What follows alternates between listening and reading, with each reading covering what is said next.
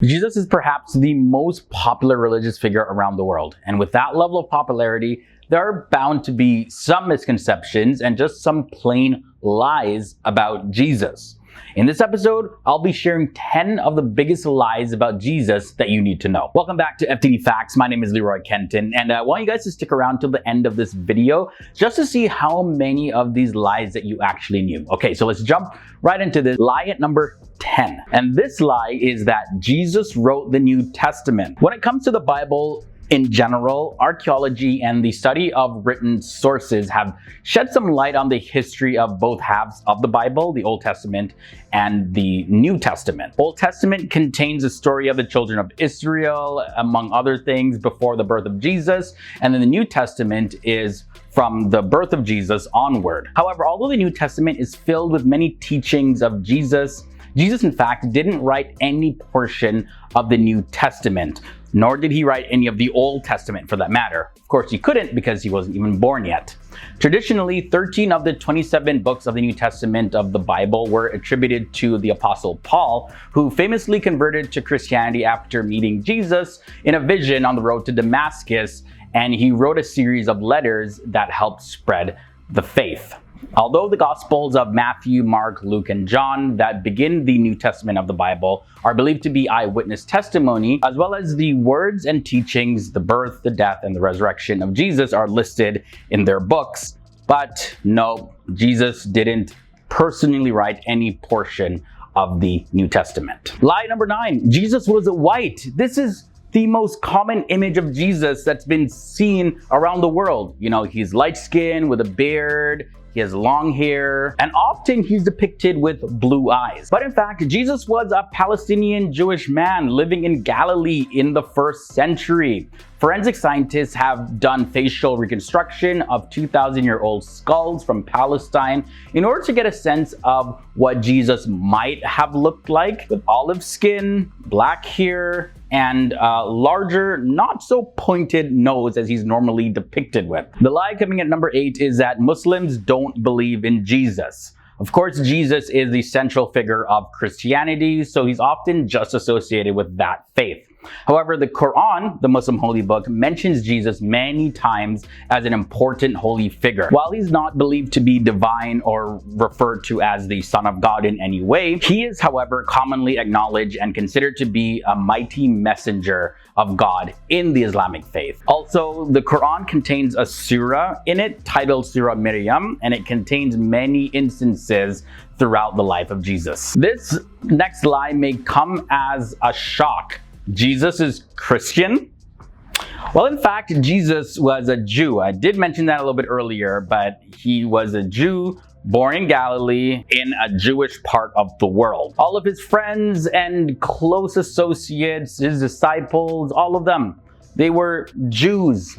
He regularly worshipped in Jewish communal worship as well. But a Christian is a follower of Christ. So Jesus himself is the Christ, the anointed one, the Messiah. So it wouldn't make sense to follow himself. Apart from that, though, the term Christian only appeared well into the book of Acts of the New Testament, Acts chapter 11, when they were given that name by other people. But before that, though, the followers of Jesus were just called something like the followers of the way, or they were just believed to be a Jewish sect that would follow Jesus. This next slide is kind of funny, but Jesus was called Jesus. That is a lie. As we mentioned earlier, Jesus was Jewish by birth and by religion, and it therefore makes sense that he would have a Hebrew name. That's the language of the Jews. But the name Jesus isn't a Hebrew name, so we have a problem there. Well, this is mainly to do with language. The name Jesus is simply a derivative of the Greek translation of his real name. His Greek-speaking apostles were probably unable to pronounce his Hebrew name, which was Yahshua, also pronounced as Yeshua. But when the name is translated into English, it becomes Joshua. So interestingly, the Quran refers to Jesus as Isa. So Jesus, Joshua, Yahshua, Yeshua, Isa, all of them the exact same name. Okay guys, we reached halfway in this episode. Really hoping you're enjoying it so far. If you are, I do have a related video just for you. It's titled The 10 Differences Between Muslim and Christian prophets. Yeah, very interesting episode. We do side-by-side comparisons. I'll link to that below in the video description section for you to enjoy after you finish watching this one. We got 5 more facts to look at, so let's continue this episode now. At lie number 5, Jesus had 12 disciples. In fact, no, he did not.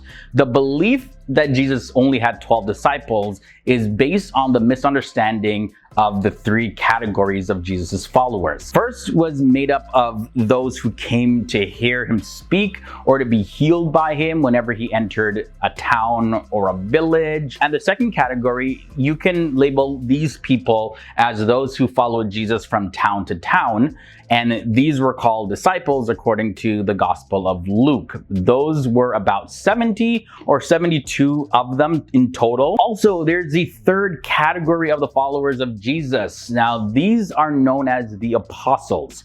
These are the 12 men that Jesus appointed to go off on their own and preach his message independently without Jesus' supervision. So these weren't just mere disciples because they didn't just follow the teachings of Jesus, but they also went to share the message, start new churches in different parts of the world. Also, in the book of Acts of the New Testament, it's mentioned that about 120 of Jesus' disciples were gathered in an upper room. So just to recap, Jesus had many disciples, but he appointed 12 of them to be apostles. Also, one common lie is that Jesus only taught when he became an adult. Jesus was a preacher as an adolescent as well. The Bible describes a time when Jesus was 12 years old, and he was found by his parents preaching in the temple to adults. And according to the Bible, this is what it has to say. After 3 days, they found him in the temple court, sitting among the teachers, listening to them and asking them questions. Everyone who heard him was amazed at his understanding and his answers. When his parents saw him, they were astonished. So not only at 12 years old was Jesus asking questions to other religious leaders, but he was also teaching them and giving them answers according to the text. Also, according to Islamic teaching, we find in the Quran the following verses about Jesus talking while he was in the cradle as a baby. Jesus said, "Indeed, I am the servant of Allah. He has given me the scripture and made me a prophet." For lie number 3, did you know that there weren't 3 wise men? It's a common scene depicted in the nativity scene, especially around Christmas time, but it does report that some wise men came to Jesus when he was born, but it does not say how many, contrary to the common belief that there were 3 of them. None of the early church fathers suggested that these wise men or magi were kings either. The term magi used in the Bible is plural. There were apparently at least 2 of them, but there could have been several more.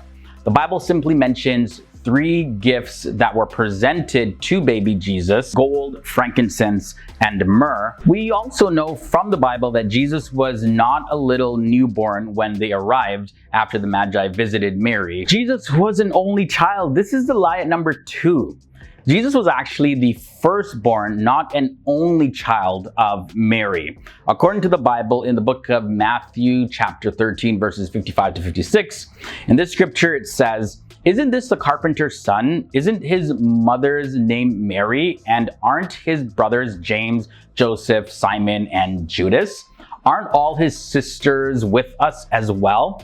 Where then did this man get all these things?" And finally, the lie at number 1, Jesus' birthday. While the Bible does not specify a day or a month that Jesus was born, but one problem is that a lot of people believe that the birthday was December 25th, but the Bible doesn't indicate that either. An issue does come up with dating the birthday in December, though, is that it would be very unusual for shepherds to be in the field at this cold time of the year when the fields were unproductive. And normally the practice was to keep the flocks in the fields from the spring to the autumn. Also, winter would likely be an especially difficult time for pregnant Mary to travel long distances from Nazareth to the town of Bethlehem, which is about 70 miles. And it actually wasn't until the year AD 440 that the church officially associated December 25th with the birth of Jesus Christ.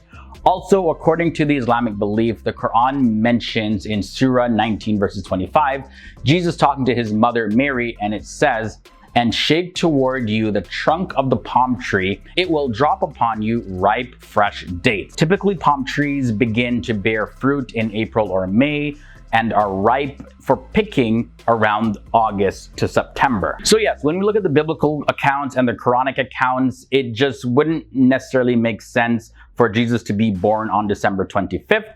And common belief is that he was born sometime in the fall, maybe even early spring. All right, guys, so that's it for this episode. These were 10 of the biggest lies about Jesus. Let me know down in the comment section, which of these lies did you know about? Also, share your thoughts and comments about anything that I shared in this video. Look forward to hearing you down below. If you enjoyed this video, don't forget to check out the recommended one that I have for you. The link is in the video description section. And until next time, guys, stay awesome, stay educated. See you soon. Later.